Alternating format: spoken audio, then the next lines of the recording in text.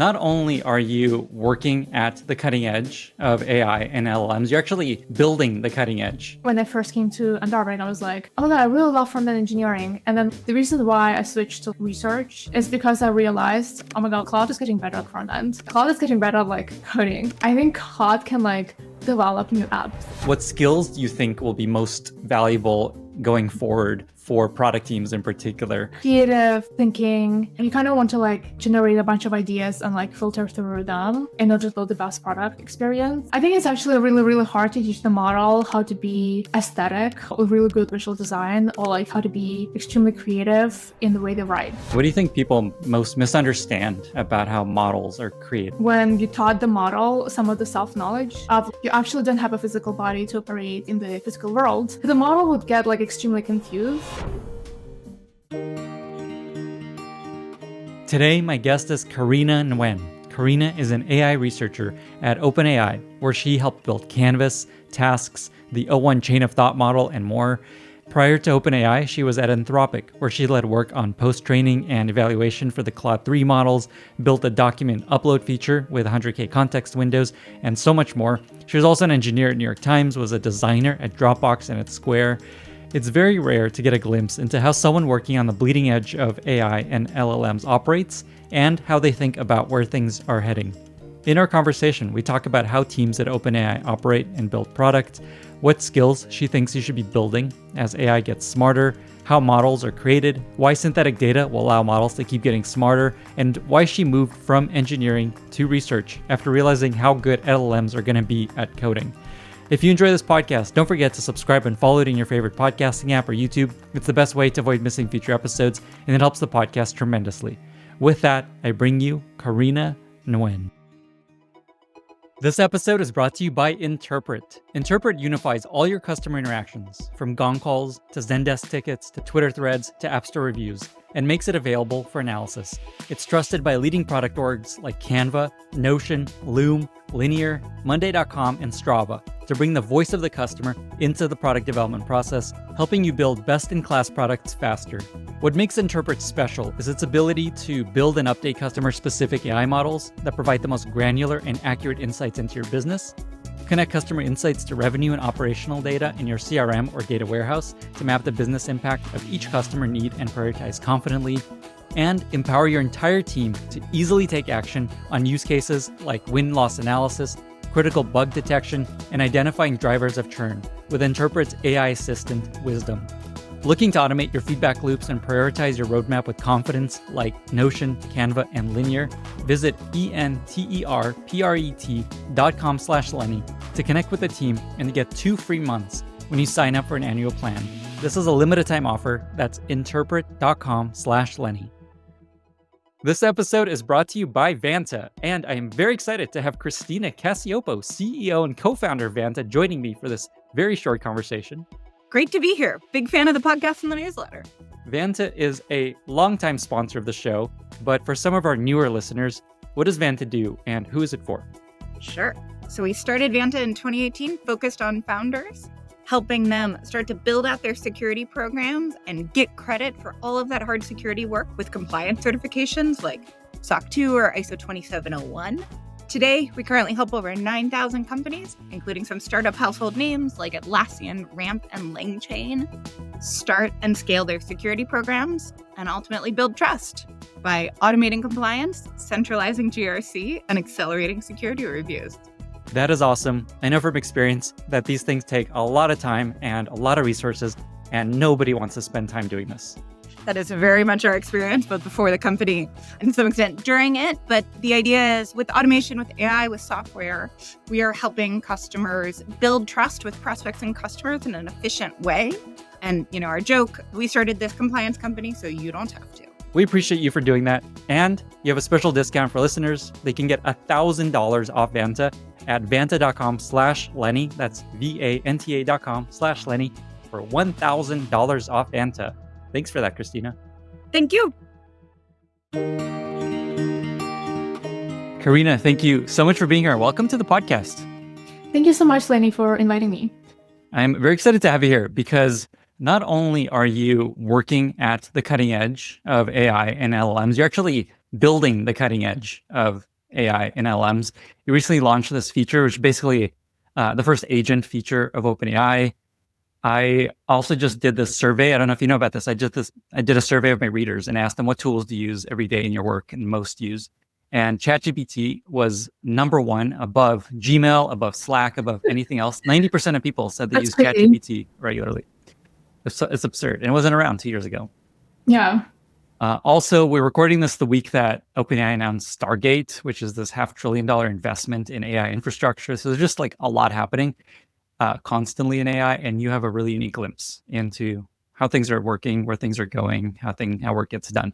So I have a lot of questions for you. I want to talk about how you operate and how you work at OpenAI, where you think things are going, what skills are going to matter more and less in the future, and also just where things are going broadly. So how does that sound? Sounds great. Thank you so much. Yeah, I was extremely lucky to join early days Anthropic and kind of learned a lot of things there. And I joined OpenAI around like 8 months ago. So yeah, I'm excited to dive more into Okay, I'm going to definitely ask you about the differences between those, Yeah. but I want to start more technical and just dive right in. I want to talk about model training. People always hear about models being trained, these big models, how much data it takes, how long it takes, how much money it takes, how we're running out of data, which I want to talk about. Let me just ask you this question. What do you think people most misunderstand about how models are created? Model training is more an art than a science. And in a lot of ways, like we as like model trainers think a lot about like data quality. I feel like it's one of the most important things in model training is like how do you ensure the highest quality data for certain like interaction model behavior that you want to create. But the way you debug models is actually very similar the way you debug software. So one of the things that I've learned early days at Anthropic was like we've discovered, especially with like Claude 3 training, when you taught the model some of the self-knowledge of like, hey, like you actually don't have a physical body to operate like in the physical world. But then at the same time, we had data that kind of taught the model some of the function calls, which is like, this is how you set the alarm. And so the model would get like extremely confused about like whether it can set an alarm but it doesn't have a body in the physical world. So it's like the model gets confused, and sometimes it will like over refuse. So sometimes it says like, I don't know, like sorry, I cannot help you. And so there's always like a balanced trade-off between how do you make the model to be more helpful for users, but also not being harmful in other scenarios. So it's always about like how do you make the model like more robust and like operate across like variety of diverse scenarios. That is so funny. I never thought about that. Most of the data that's trained on is kind of like assuming it's like a human describing the world and how they operate, and it assumes there's a body and you could do things, and the model is told you don't have a body. Yeah. Okay. I want to talk a little bit about data while we're on this topic. I know you have strong opinions here. There's kind of this meme that models are going to stop getting smarter because they're running out of data. They're trained in a large part on the internet, and there's only one internet, and they've already been trained on it. What more can you show them about the world? And there's this trend of synthetic data, this term synthetic data. What is synthetic data? Why do you think this is important? Do you think it's going to work? I think there are two questions here. We can unpack one at a time. But people say we're hitting the data wall. I think people think more in the terms of like pre-trained large models that are trained on the entire internet to predict the next token. But what actually the model is learning during that process is actually how do you compress the compression algorithm here. The model learns to compress a lot of knowledge, and it learns how to model the world. So the next prediction of the word, like, teach me how to drive, basically, and you only have like a few words that will match that, a car. So the model actually learns about the world in itself. So it's like it's modeling human behavior. Sometimes it's modeling, and when you talk to like pre-trained models, which are very, very large, they're actually extremely diverse and extremely creative because you can talk to almost any Reddit user through pre-trained model. But I think what's happening right now with like new paradigm of like O1 series is that like the scaling in post-training itself is not hitting the wall. And that's because basically we went from like raw data sets from pre-trained models to infinite amount of tasks that you can teach the model in the post-training world via reinforcement learning. So any task, for example, like how to search the web, how to use the computer, how to write well, like all sorts of tasks that you like trying to teach the model all the different skills. And that's why we're saying like there's no data wall or whatever, because there will be infinite amount of tasks. And that's how the model becomes extremely super intelligent. And we are actually getting saturated in all benchmarks. So I think the bottleneck is actually in evaluations, that we don't have all the frontier like evals, like I don't know, GPQA, which is like a Google proof question answering, like PhD level intelligence benchmark is like getting to like, I don't know, more than like 60-70%, which is what PhD gets. So it's like we're literally hitting the wall in like evals. I want to follow both those threads. So the first is on this idea of synthetic data.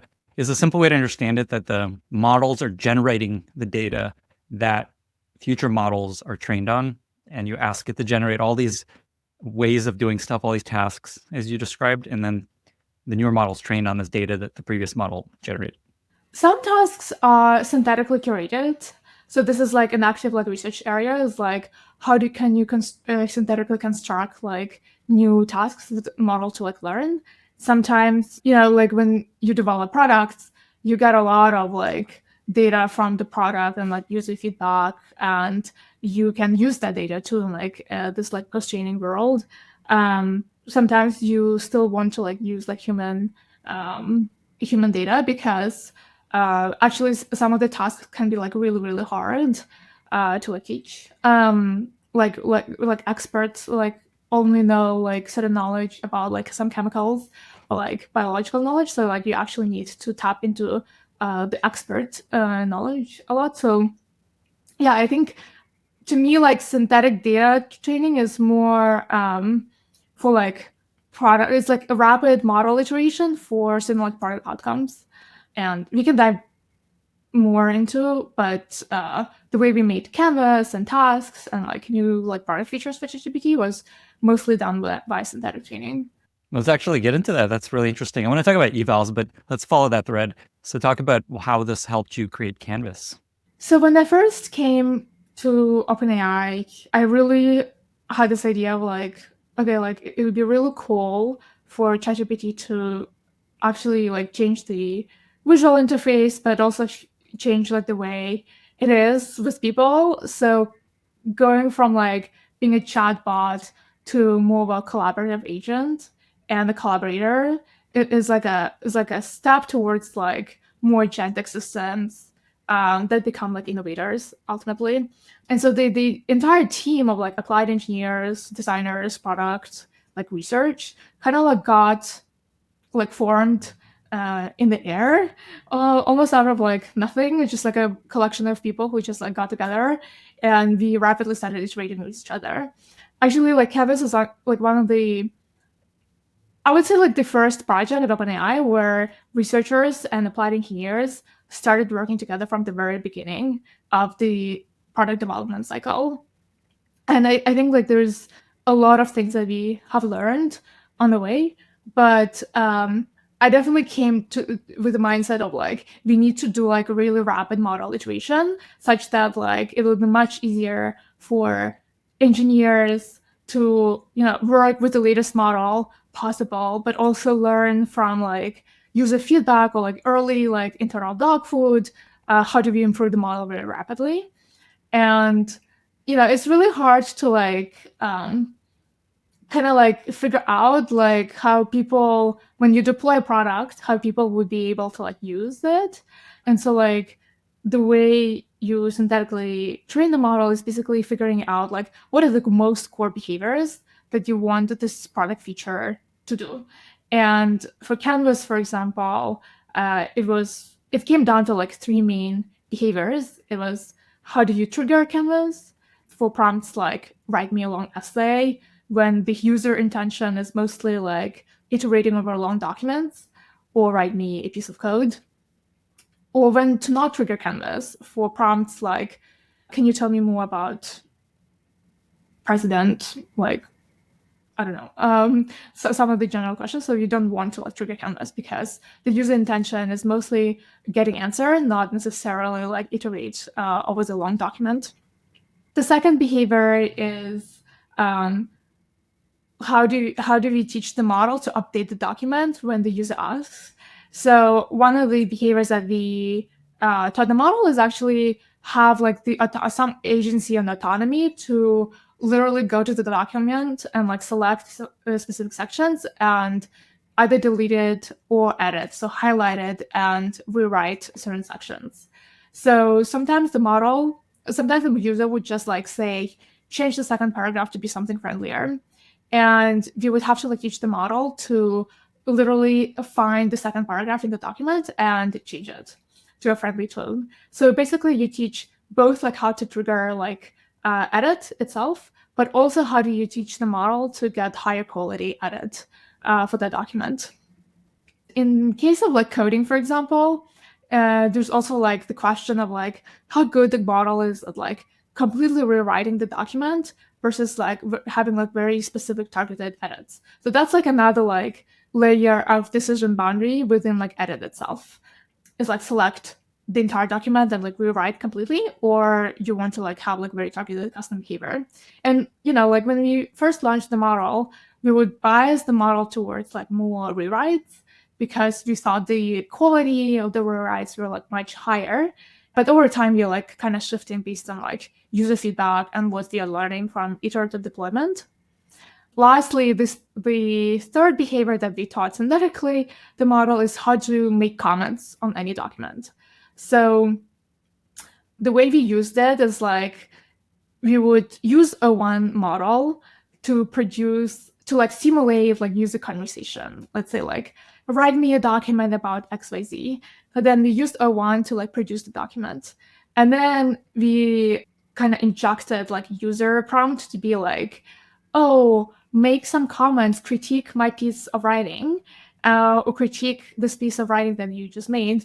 And then we taught the model to like make comments on the document on like very specific targeted documents. So it's like also like what kind of comments you want the model to make, like do they make sense or not? Like how do you teach the quality of that? And it all came down to like measuring progress via very robust evals. But yeah, this is how you like use like O1 or like kind of like synthetic data generation for like for training. Okay, this is so interesting. So you talk about this idea of teaching the model, and you mentioned how it's using synthetic data to teach the model different behaviors. Is a simple way to think about it, basically that's where you do that by showing it what success looks like using basically evals. Is that the simple way to think about it? Like, here's what you doing this successfully would look like, and that teaches it, okay, I see, this is what I should do. Yeah, great. Yeah, amazing. Yeah, you got it.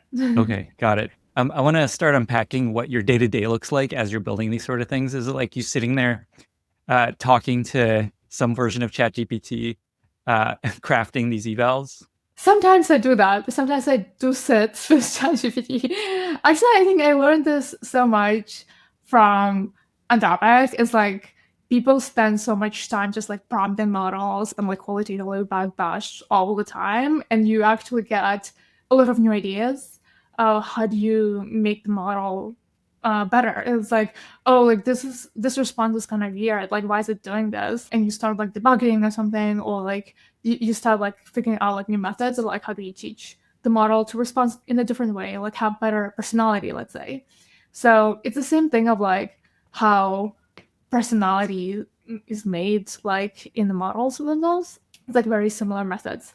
But yes, I think my time at OpenAI have changed. I think when I first came, I was like mostly like research IC work.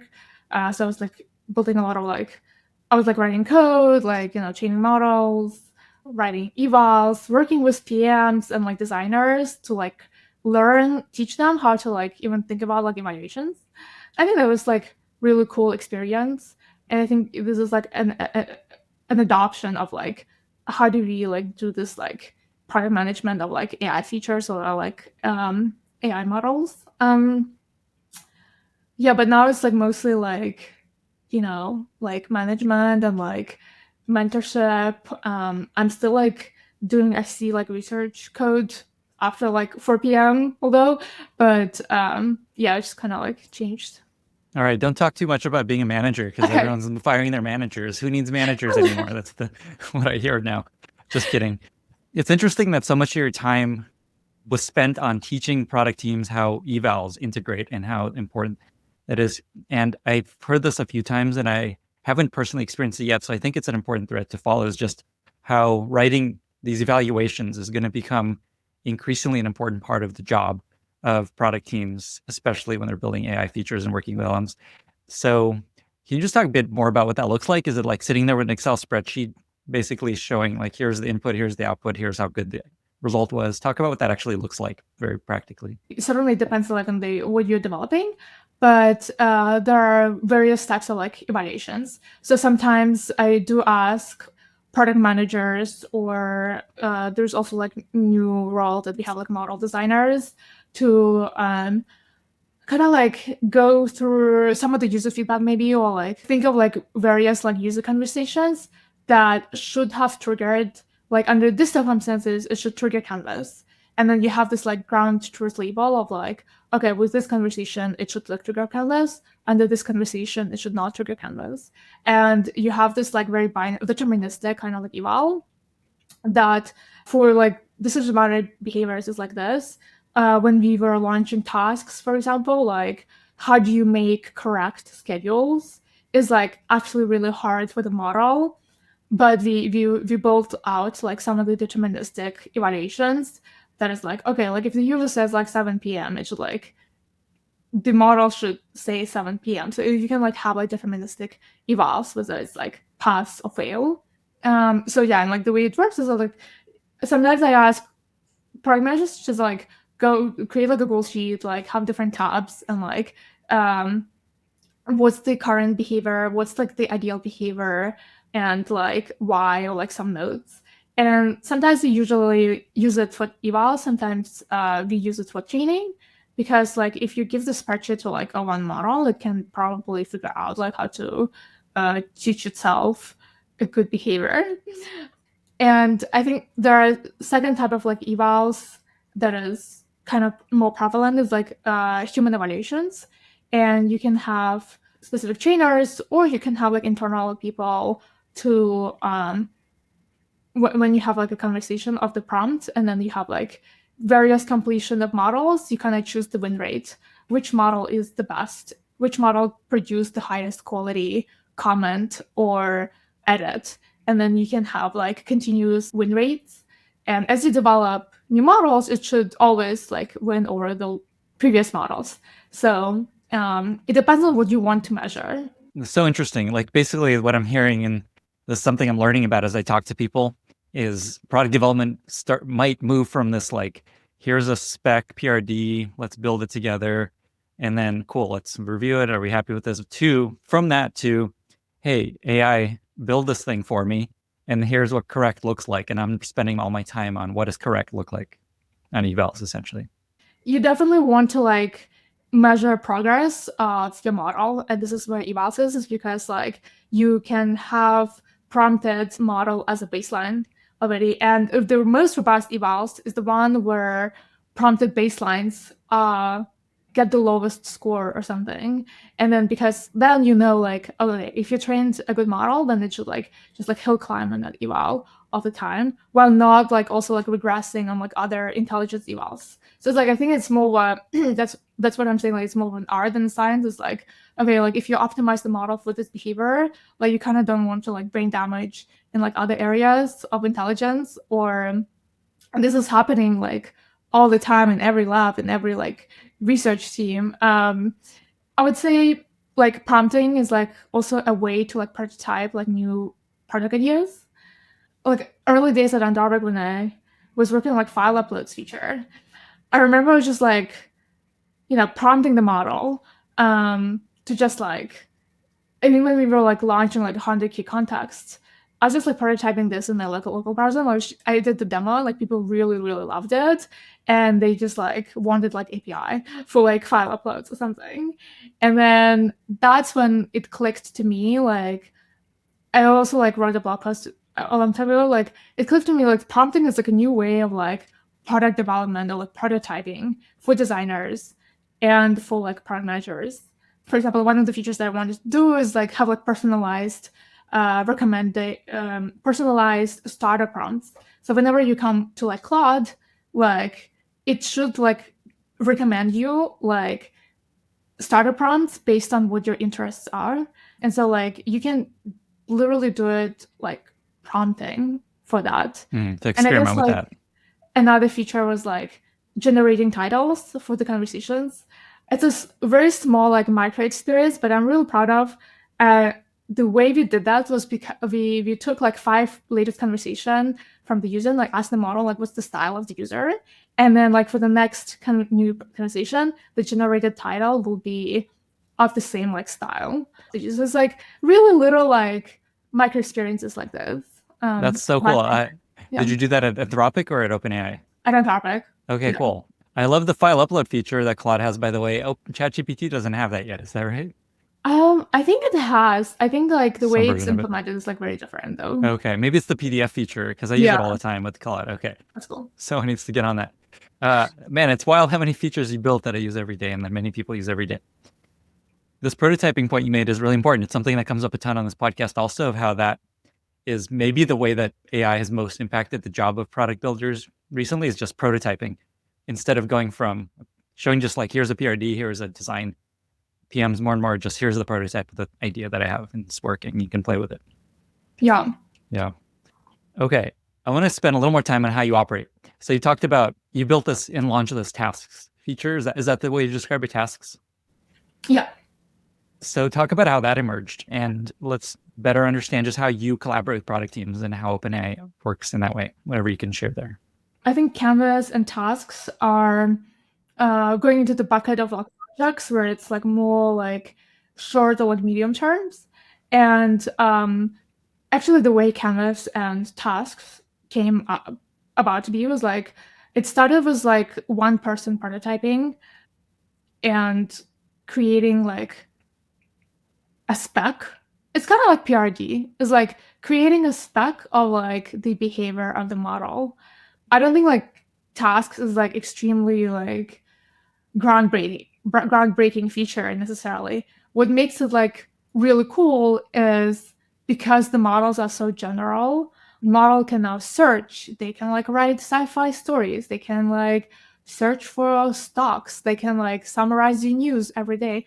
Because the models are so general, like giving something familiar to people that like, you know, notifications is like very familiar. Like having reminders is like very familiar. So like creating like a form factor for the people who like very familiar. Same as like Canvas, right? It's like Google Docs is very familiar. But then you add like magical AI moment and it's like it becomes like very powerful. But the way it comes usually like operationally, like yeah, it starts as like a prototype, like literally prompted prototype of like how you would want like the model to behave. For like tasks, for example, like you kind of like need to design a little bit like design systems design thinking is like, okay, like well, if the user says like remind me to go to lunch like at 8 a.m. tomorrow. Okay, what kind of information does the model need to extract from that prompt in order to create a reminder? And so this is how you like design like a spec for a new feature, like a tool. Canvas and tasks are all tools. So it's like, how do you like create the tool spec? And then it's like mostly like developing JSON schema. I was like, okay, like from this prompt, maybe the model should extract like the time that the user requested. And then you think about like which format you want the time to be. And then like how do you want the model to like notify you is like basically if the user should give instruction to the model, and then this instruction would like fire off like every day or something at that particular time. So for example, if you say like search like every day I want to like know about the latest AI news, the model should rewrite into like okay, like search for the latest AI news. And this task will get fired at that particular time that the user requested. And then, like you design this like tool spec, and then actually I don't know, like I feel like sometimes like it's like through conversations I like either like people ask me to like join the existing like team, and they're like, oh my god, like we need researchers, or like we need like some support, like we need like to train the models. Or sometimes like with Canvas is like mostly like I just pitched the idea, like it got staffed quite immediately during the break. So I know like it's like depends on the project, and usually with staffing it's like mostly like a product manager, model designer, actual product designer, a couple of researchers, and a bunch of like applied engineers. Depends on the complexity of the project. And then like it took for tasks it took like I don't know like 2 months or so to go from like 0 to 1 basically. Oh, wow. For Canvases was like 4 or 5 months, I guess, to go from like 0 to 1. But yeah, and then like you teach product managers how to like build evals, and like maybe how do we not only like ship the beta feature, but like how do we think like more longer term, like what kind of like cool features did you want tasks to have. Like I think it would be nice for tasks to be like a little bit more personalized. It'd be nice to have like to create tasks via voice and on a mobile, right? Like, so you kind of need to like, this is how you get like research roadmap right here, is like thinking like how the feature will be developed in the future. And then from there, it's like, you like start creating data sets, like with evals, you want to make sure that goes well. And then like you need to have like a trade-off between like what methods you want to use. And the reason why I really love like synthetic, like relying purely on synthetic data instead of like collecting data from humans is because it's like much more scalable. It's cheap, doesn't have like you literally sample from the model and you teach the core behaviors of the models, and that will generalize to all sorts of diverse coverage. And when you launch the beta feature, you learn so much from the users that you can like all your synthetic sets can be shifted in the distribution of how the users behave in the product behavior, and this is how you improve. And this is what happened with Canvas too, when we launched from beta to GA. This episode is brought to you by Loom. Loom lets you record your screen, your camera, and your voice to share video messages easily. Record a Loom and send it out with just a link to gather feedback, add context, or share an update. So now you can delete that novel-length email that you were writing. Instead, you can record your screen and share your message faster. Loom can help you have fewer meetings and make the meetings that you do have much more productive. Meetings start with everyone on the same page and end early. Problem solved, time saved. We know that everyone isn't a one-take wonder when it comes to recording videos, so Loom comes with easy editing and AI features to help you record once and get back to the work that counts. Save time, align your team, stay connected, and get more done with Loom. Now part of Atlassian, the makers of Jira. Try Loom for free today at loom.com/Lenny. That's LOOM.com/Lenny. Something that I want to help people understand, and I don't even 100% understand this, is what's the simplest way to understand the job of a researcher versus, say, a model designer and other folks involved? Like, what's the simplest way to understand what researchers do at OpenAI? So the project that I described are mostly like product-oriented, like research is mostly like product research. Another component of my team is actually more like longer-term exploratory projects. And it's more about like developing new methods, understanding those methods under a variety of circumstances. So like basically develop new methods, you kind of like need to follow very similar kind of like recipe of like building evals, but it's much more sophisticated evals. Like you kind of want to have like auto distribution, or like if you want to like measure generalization, you kind of need to like capture that. But it's basically more sciencey in a way where, if we talk about synthetic data, like one of the hardest things about synthetic data is like how do you make it like more diverse? Diversity in synthetic data is like one of the most important questions right now. And it's just like exploring like ways to inject like diversity as a general method that will work for all is like one of the like research explorations Other ones is like more like developing new capabilities. I feel like it's always about like, like you work on this like new method and you have like signs of life that it's working. Either you think of like how do you make it more general, or you think of like how do you make it very useful, or like, and this is how like the longer term projects become more like medium, like short term projects. That makes sense. Essentially, working on developing ways to make the models smarter, oh 04 or 05, 06, Yeah. new ways to, like 01 was a big breakthrough, right? The way it Yeah. operates, where it's not just here's your answer, it actually thinks and Right. takes time to think through the process of coming up with an answer. Okay. Yeah. Very helpful. Speaking of that, of thinking about the future, where things are going, I want to spend some time on just this insight that basically you are building the cutting edge of AI, like at the very bleeding edge of where AI is going and where it is.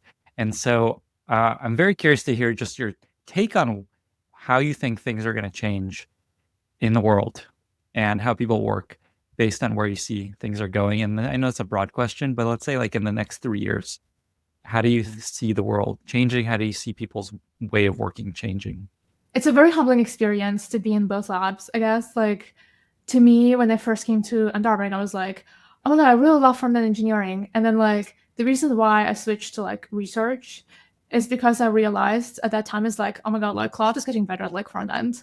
Like Claude is getting better at like coding. I think Claude can like develop new apps or something. And so like it can like develop new features for the thing that I'm working. So it's like, it was kind of like this meta realization where it's like, oh my God, like the world is actually changing. And I like, when we first like launched 100K context at that time, obviously, I'm thinking about like form factors that's like, yeah, like file uploads were like very natural, very familiar to people. But you can imagine we could just like make like infinite chats in the Claude AI app, right? Like as if like it's like in 100K context. But because like file uploads, it's like form follows function. It's like the form factor of the file uploads kind of enable people to just like literally upload anything, the books or like any reports, financial, and like ask any task to the model. And I remember it was like, enterprise customers like financial customers are like really interested in that as like, oh wow, like actually it's actually one of the very common tasks that people do in that setting. It was like kind of crazy to like see how some of the redundant tasks are getting like automated basically by these like smart models. And we're entering the era where I actually don't know, for example, sometimes like if a one gives me the correct answer or not, because I'm not an expert in that field. And it's like, I don't even know how to verify the outputs of the models. It's because like only experts know, like they can like verify this. So yes, so basically there are trends that are going on. The first trend is the cost of reasoning and intelligence is drastically going down. I had a blog post about this. Maybe I should update on like latest benchmarks, because at that time like MMO everybody was like doing like some like one benchmark and they'd be like quickly saturated the benchmarks. So like now we need to like do the same plot but with another like frontier eval. But the cost of intelligence is like going down because it becomes like much cheaper.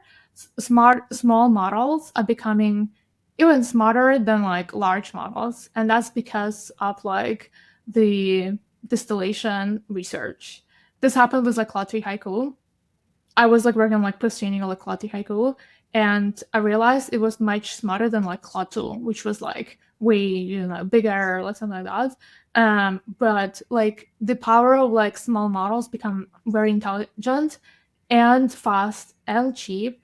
We are moving towards that world that has like multiple implications, but that means that like people will have more access to AI, and that's really good. Like builders and developers will have much better access to AI, but also it means like all the work that has been like bottlenecked by the intelligence will be kind of like unblocked. So anyone I'm thinking about like healthcare, right? Like if I have, instead of like going to the doctor, I can like ask ChatGPT or like give ChatGPT a list of symptoms and ask me like, oh, which like would I have like a cold flu or like something else, like I can literally get the access to like doctor almost. And there's like been some like research studies around that. Yeah, there was a New York Times story about that where they compared doctors using ChatGPT to just ChatGPT, and just ChatGPT was the best Yeah. of them all. Like doctors made it worse. Yeah. Yeah, that's crazy. Like, right? Like education, I think I would have dreamt if like I had the tool like ChatGPT when I was like young and like would learn so much. But it's like people can now learn almost anything from these models. So they can learn new language, they can learn how to build new look apps, like I don't know, anything that you want. And like I'm so like it's humbling to like have like launch Canvas and like bring that thing to the people, enable them to do something else that they couldn't have ever before. And I think there's something like magical around this experience. So education will have massive implications, like I guess like scientific research, right? Like I think it's like the dream of like any AI research is like automate AI research. It's kind of scary, I'd say, which makes me think that like people management will stay. It's like one of the hardest things to it's like emotional intelligence for the models, or like creativity in itself is like one of the hardest things. So writers, I don't think like people should be worried as much. I think it alleviate a lot of like redundant tasks for people. This is awesome. Okay, I want to follow this thread for sure. And it's funny that what you described is like you were an engineer at Anthropic and you're like, okay, Claude is going to be very good at engineering. This isn't going to be a potentially career long term, so I'm going to move into research. And the AI is going to need me for a long time to build it, to make it smarter. I would say we still have like, I think Canvas team still have like really cool like front engineers that I really like, people who like really care about like interaction design, like interaction experience. Like I don't think like models are there yet. Like I think but we can get the models to like this top 1% of like front end or something, for sure. So what I want to move on to next along these lines is just, and this is just speculation, but what skills do you think will be most valuable going forward for product teams in particular? So if folks are listening and they're like, okay, this is scary. What should I be building now to help me stay ahead and not be in trouble down the road? What skills do you think are going to be more and more important to build? Yeah, I think like creative thinking, like you kind of want to like come up, like generate a bunch of ideas and like filter through them and not just like build the best product experience. Listening, you want to like build something that like the most general model will not replace you. And oftentimes you build something and you make it really, really good for like specific set of users. And actually the mode is now in like your user feedback. The mode is like more in like whether you listen to them, like whether you can like rapidly iterate, like the mode is like in here. I don't think like we are yet to like, there are so many ideas. I think there's an abundance of like ideas that you can like work on. It's like I wouldn't be worried. I feel like in fact like I just think like people in AI fields are like I wish they were like a little bit more creative and like connecting the dots across like different like fields or something like that to like develop really cool new like generation and new paradigms of interactions with this AI. Like I don't think we've cracked this problem at all. A couple of years ago, I was like telling some people, I was like, you kind of want to like build for the future. So it's like it doesn't necessarily matter whether the model is good or not good right now, but you can build product ideas such that like by the time the models will be really good, it will work really well.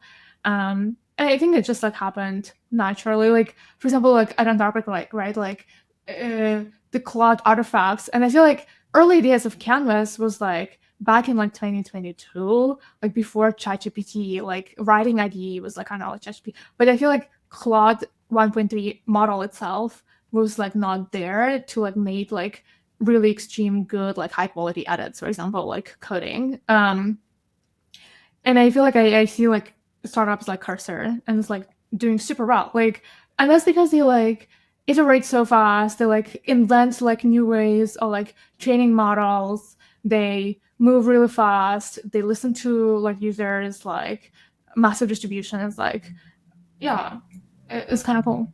That's really helpful, actually. So what I'm hearing is that soft skills essentially are going to be more and more important and powerful. You talked about management, leading people, being creative and coming up with innovative insights, listening.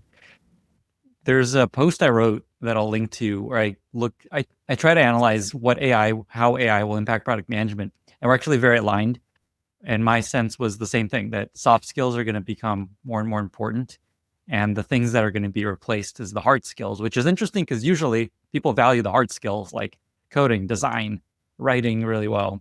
And it's interesting that AI is actually really good at that because it's taking a bunch of data, synthesizing it, and creating a thing versus all these fuzzy things around of what convinces people to do things and aligning and listening, like you said, creativity. Anything along those lines come up as I say that? I think it's actually really, really hard to teach the model how to be aesthetic or like do like really good like visual design or like how to be extremely creative in the way they write. I think like I still think like ChatGPT kind of sucks at like writing, and that's because it's like bottlenecked by this like creative reasoning.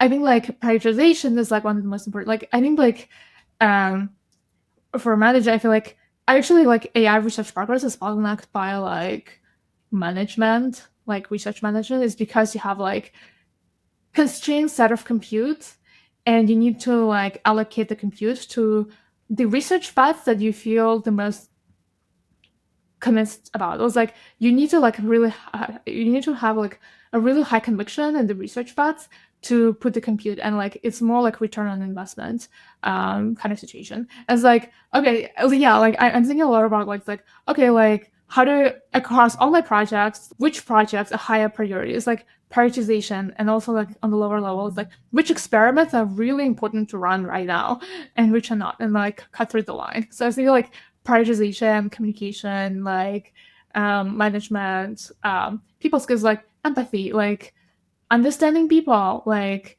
kind of like collaboration. Like I think like Canvas wouldn't be like an amazing launch if it wasn't like about like people. And I think it's a wonderful like, group of people, and like I get a chance to like work with like people like Lee Byron, who's like a co-creator like GraphQL, and like some of the best like Apple designers. And it's like so cool to like see, and like how do you create this like collaboration between people? It's just like something that's still humane, I think. Let me just follow through it a little bit because I imagine people listening are like, okay, but once we have AGI or SGI, it's like it'll do all this. It's like there's a world where like, why isn't all this done? I think it's easy to just assume all that.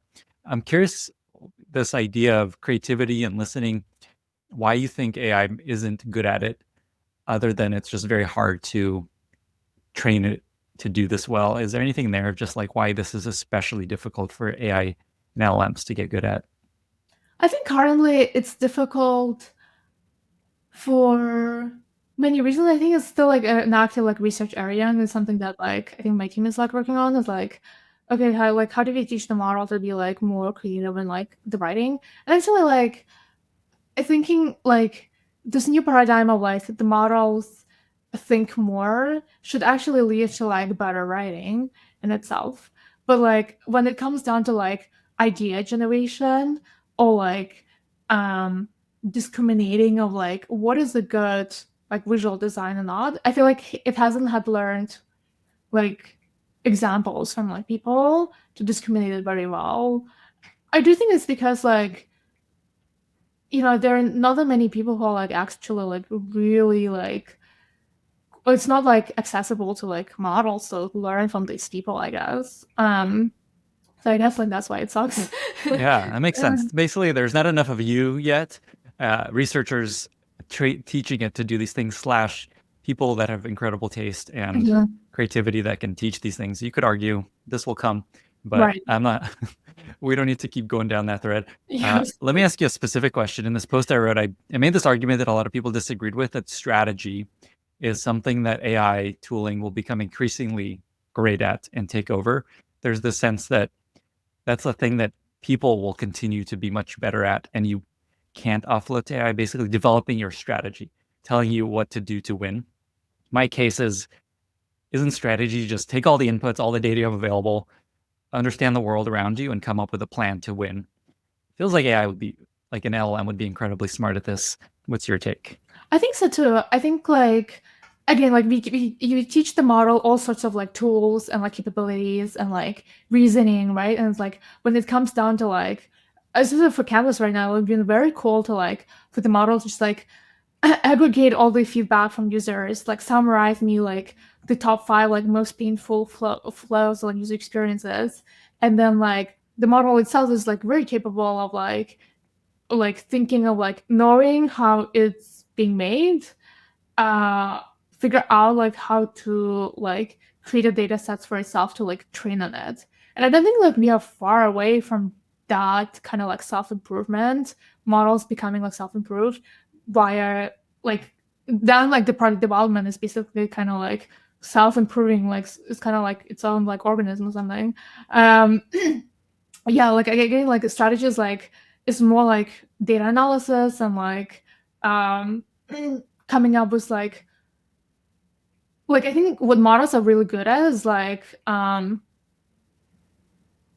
connecting the dots. I think it's like, okay, if you have user feedback from this source, but you also have like internal like dashboards with metrics, and then you have like other kind of like feedback or like input, and then like it can co-create like a plan for you, like recommendations even. And I think this is like one of the most common like use cases for ChatGPT 2 is like coming up with like this sorts of things. That makes sense. Like essentially, a human can only comprehend so much information at once and look at so much data at once to synthesize takeaways. And as you said, these context windows are huge now. Here's all the information. What's the most important thing I should do? Yeah, same as like scientific research is because like you like ideally the model would be able to like suggest like ideas, like new ideas, or like iterate on the experiment, or like given the empirical results of the previous experiments, like how do you like come up with like new ideas or like methods. Yeah. Oh, man. Okay, so just to close the loop on this conversation, this part of the thread is the skills you're suggesting people focus on building and leaning into is soft skills like creativity, managing influence, collaboration, looking for patterns. Is that generally where your mind is at? Yeah, I'm thinking a lot about like how do we make organizations more effectively, and I think this is mostly like management, I guess. It's like how do you organize like research teams or like generally teams like compose teams such that they will be at their maximally succeed, or like at the maximal like performance of what can possibly like we can like literally create like the next generation of computers. It's just like the matter of conviction and like the way you manage through that. It's like scaling organizations or like scaling product research, I guess. Yeah, I think like you're basically building this thing and not efficiently doing it is like limiting the potential of the human species right now is Right. mismanagement within the research team and OpenAI and Anthropic and some of these other models. Yeah, it's kind of crazy to think about. Holy moly. Okay, so speaking of Anthropic and OpenAI, you've worked at both. Very few people have worked at both companies and seen how they operate. I'm curious just what you've noticed about the differences between these two, how they operate, how they think, how they approach stuff. What can you share along those lines? It's more similar than different. Obviously, there is a lot of like, there are some like differences also comes to like nuances. I'd say culture. I really love Anthropic and I have a lot of friends there. And I also love OpenAI and I still have a lot of friends though. So it's like, it's not about like enemies. I feel like there's like in the AI, it was all like, yeah, the competitors, and it's like enemies. But it's actually like fun, big community and it's like of people like doing the same thing. I would say what I've learned from Anthropic is this like real care and craft towards like model behavior, model craft, model training.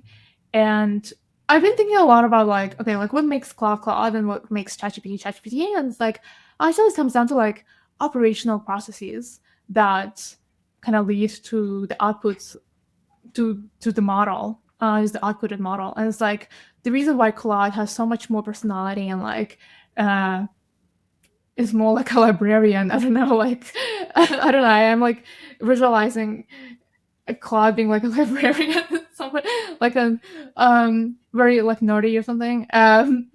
It's because I feel like it's a reflection of the creators who are like making this model, and like a lot of like details around like the character and the personality, and like whether the model should follow up on this question or like not, like what's the correct like ethical behavior for the model to like in this scenario. It's like a lot of like craft and like curated like data sets. And this is where I learned that part of like art, I guess, at Anthropic. I'd say like Anthropic is like much smaller. Like when I joined, it was like what, like 70 people. When I left, it was like 700 people, and like obviously the culture changed so much. I really enjoyed being like early days startup like vibes, and like people knew each other as a family, but like the culture shifted. I would say like Anthropic, I learned from Anthropic that like they're much better at like focusing and like prioritization and like very hard, like very hardcore prioritization, I guess. And they need to do it like, but I think like OpenAI is like much more innovative and much more like risk takers in terms of like product or like research. Actually, like at OpenAI you can like your full-time job can be just like teaching the model how to be like creative writers. And it's like there's some luxury in this like research freedom that comes to scale, maybe, I don't know, but it gives you, it's like you'll have, I feel like I have much more creative like product freedom to do almost anything, I guess, within like OpenAI like evolves ChatGPT into like the vision that you want. It's like more like, yeah, probably bottoms up, I guess. Yeah, that's how I was thinking about it. It feels like OpenAI is more bottoms up, distributed. People bubble up ideas, try stuff. There's more, and that leads to more products launching. I imagine more things just kind of being tried versus more of a let's just make sure everything we do is awesome and great and craft and thinking deeply about every investment. That's really interesting. I've never heard it described this way. Karina, we've covered so much ground. This is going to help a lot of people with so many ways of thinking about where the future is going. Before we get to our very exciting lightning round, I'm curious if there's anything else that you think might be helpful to share or get into. One of my regrets, I guess, when I was early days at Anthropic was that like, I think there was like some luxury of the time pre-ChatGPT to actually like come in with like a bunch of ideas and like prototype like almost every day. And I think like we did a lot of cool ideas, like Claude and Slack was actually one of the first like tool UZ like products. It's like Claude could operate in like your workplace now. It's like kind of cool when you like add Claude to summarize the thread. So maybe you have like an entire conversation with someone and then you want to like a summary of like what happened. Like you can say like add Claude, summarize this. Also, it was really fun to like even like iterate on the model itself. It's like when you just like talk to the model in like Slack forever. It created like some social element. It's kind of cool. It's kind of like my journey and like this Discord. Like people learned so much about like prompting and like how to work with like Claude. Actually, one of the features that was like early tasks prototype was like, every Monday Claude would just like summarize the entire channel. Or like every Friday we just like summarize like a bunch of channels and give like the news about the organization or something. So it's kind of like really cool like form factor. I think I'm thinking about like form factor is like a really important like question like in AI, especially we haven't like even figured out like how do we create like an awesome like product experience with like O-series models. It's like the paradigm between like synchronous, real time, give an answer paradigm into like more asynchronous paradigm of like agents working on the background. But then now the question is like the agents should build trust with you, right? And trust builds over time, which is like with humans. And you start this collaboration, which is why like this collaboration model was like you and the model is like so important because you build trust and the model learns from your preferences so that it can become like more personalized and it will start predicting the next like action that you want to take on the computer or something. And it's like kind of like more predictive, much more of a, we went from like personal computer to like personal model, basically here. Yeah. That's why is it not a thing? That seems like such an obvious feature that every LLM should have as a Slack bot version of them. Is that a thing I can install, or is that not a thing right now? I know that Claude and Slack was sunsetted in like 2023 or something, but that's because like I think it was like after ChatGPT, it was mostly like the focus on like consumer use cases or like enterprise use cases. Mm, I think we didn't bummer. want like I think the form factor of like Claude and Slack is like was kind of constrained a little bit when you wanted to like develop new features. Bummer. I want that. I know that ChatGPT had like Slack bot too, so I don't know. Like maybe it will come back sometime. All right, I would pay for that. Any other memories from that time of early days? Because that's a really special place to have been, as early days Anthropic. Any other memories or stories from that time that might be interesting to share? I think the very first launch when we felt like when Click from Use again was like 100K context launch is like when the models could input the entire like book and give you like a summary of the book or something. Or the entire financial, or like have like multi-files financial reports, and then like give you an answer to the question, to a very specific question. I think there was something in there that kind of like, oh my god, this is like a really cool new capability, not like model capability, but more like the capabilities that came from the product form factor itself rather than like the model capability as much. I think like other prototypes that we were thinking about, like, yeah, like there's like one prototype like Claude workspaces, and it's like kind of the same like idea of like Claude and I would have this shared workspace, and that shared workspace is like a document, and we can like iterate in the document.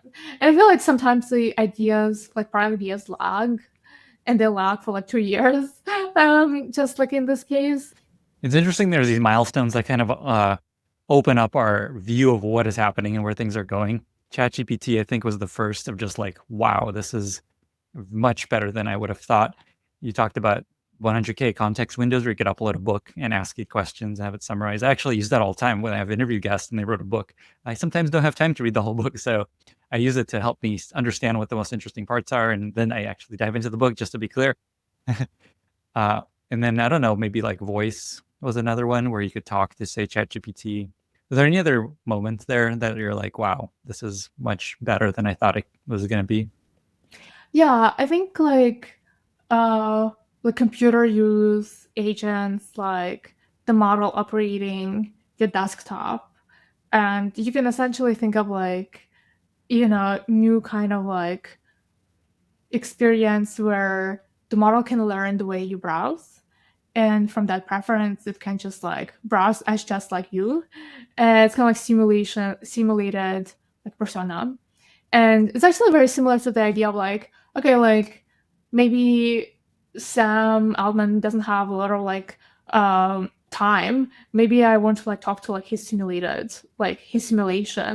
and ask like, or like for example, like, yeah, like I really appreciate some of the technical mentorship from like Jakob, like, but he doesn't have a lot of time. So it's like I really want to like ask him these questions, like how he would respond, like simulated environments like this. Would be really cool. That's a great place to plug LennyBot. I have one of those. It's trained on all of my podcasts and newsletters. And it sits on many models. I don't know which one exactly they use, but it's exactly that. It's and it's not even me. It's all the guests that have been on the podcast and all the newsletters I wrote. And you could just ask it, how do I grow my product? How do I develop a strategy? And it's actually shockingly good. Do you feel like it reflects who you Yeah, are? Like, what are they? Okay. the best part of it is you can talk to it. It's built, there's an 11 Labs voice version that's trained on my voice from this podcast, and it's actually very good. And people like have told me they sit there for hours talking to it.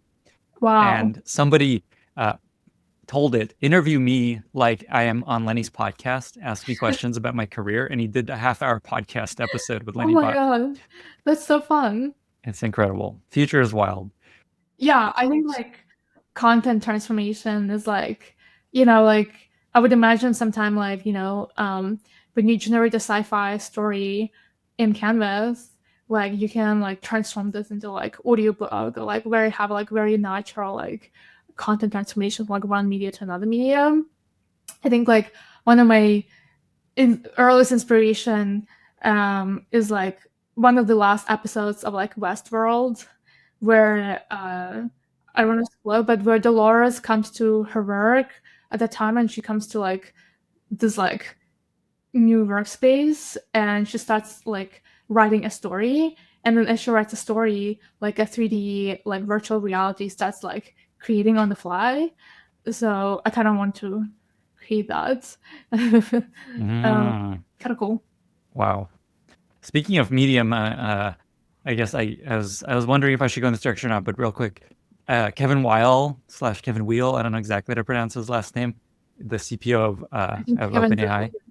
Is it Weil or Wheel? I think Real. Wheel. Okay. Well, let's just say that. We'll go with Real. it. Yeah. He did a panel at the Millennium Friends Summit last year, and he made this really fascinating point that chat is a really interesting interface for these tools because they're just getting smarter and smarter, and chat continues to work as a paradigm to just interact with them. Similar to a human. You could talk to Albert Einstein, you could talk to someone not very smart, and it's all conversation still. And so it's a really flexible way to interact with increasingly good intelligence. At some point, it'll not be so great. And you were talking about all these ways that you're adding additional ways to interact. But it's interesting, chat proved to be a really powerful layer on top of all the stuff. Yeah, that's really cool. I feel like chat also has like social element, which is like very humane. It's like, you sometimes want to like get into group chat, and like, having conversations with AI is kind of like a group chat in itself. It's like messaging.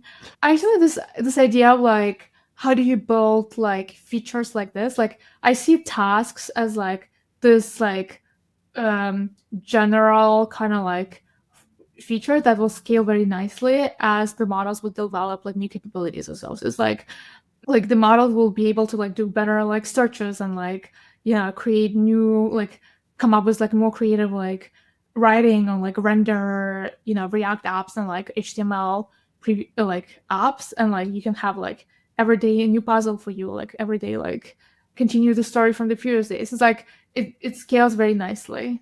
You mentioned something as we were getting into this extra section that we ended up going down, is this idea of the agents using a computer. I know this is actually something you're going to launch today, the day we're recording it, which will be out by the time this comes out, called Operator. Can you talk about this very cool feature that people will have access to? Yeah, so I unfortunately did not work on that, but I'm really, really excited about like this launch.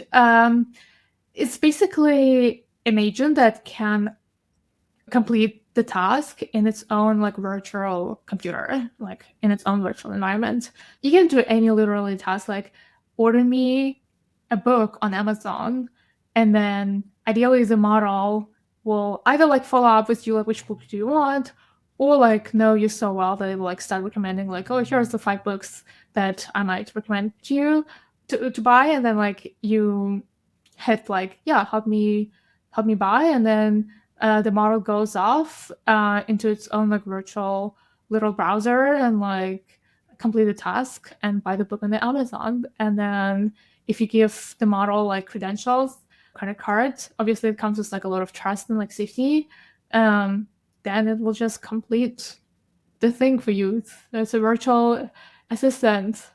It's interesting how this just sounds like obviously this should happen. Like, why is this not yet a thing? Which is also mind-blowing that we're just assuming this should exist. Like just some AI doing things for you on a computer that you just ask it to do. Like, it's absurd. It's actually really hard. And I think like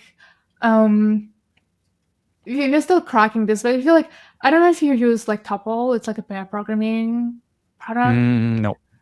But I don't know if you love pair programming. So if you use Shopify uses this. I remember it came up on a podcast episode. Oh, nice. Yeah, so it's a very cool product where you can just like call anyone at any time and then like share screen, and the other person can like have access to the screen and like start like literally operating your computer. And it's very like real time, like the latency is like very it's like very high quality. And it's just like I kind of want the same. It's like I want to like pair program with like my model, and like the model should even talk to me, like draw like very specific like section in my code and VS Code and like tell me like always teach me, and we can have like different modes. It's like right here. This is like a product right here for you. I don't know. Some people should build that. It sounds like a startup just got birthed. Yes. From someone listening to this. You mentioned that it's very hard to do this agent controlling a computer as you and helping out. What makes it so hard for however much you can explain briefly? Much of it is like, because right now the models operating on like pixels instead of like language or whatnot. Like pixels is actually really, really hard for the models because like perception or visual perception. And I think there's still like a lot of like multimodal like research that's going on. But I think like language scaled so much like easier compared to like multimodals because of that. Another like thing that I guess like my team is working on that is like, how do you derive human intent very correctly? It's like sometimes like, does the model know enough information to ask a follow-up question or like to complete the task? You kind of don't want like an agent to like go off for like 10 minutes and then come back with like an answer that you didn't even want. That actually creates like much more worse user experience. And this comes with like teaching the model like people skills. It's like, like what do people like kind of like creating like the mental model of the user and like care about the user in order to ask certain questions. Like actually that part is like hard for the models. That relates to what we talked about earlier, where this kind of the soft skill, people skills pieces, not where these models are strong at. Okay. I'm going to skip the lightning round. I want to ask just one question from the lightning round, something fun. Yes. Okay, so when AI replaces your job, Karina, I'm curious what and it gives you a stipend, gives you a monthly stipend. Here's your salary for the month. What would you want to do? What do you want to spend your time on? What will you be doing in this future world? I've been thinking about this a lot of times. I feel like I have a lot of jobs options. I would love to be a writer. I think that would be super cool. To just like write like short stories, like sci-fi stories, novels. I really like art history. So those like conservationists who like in the museums who just like try to preserve like art paintings, but just like painting through a lot of things. I think that would be really cool to do. Yeah. That sounds beautiful.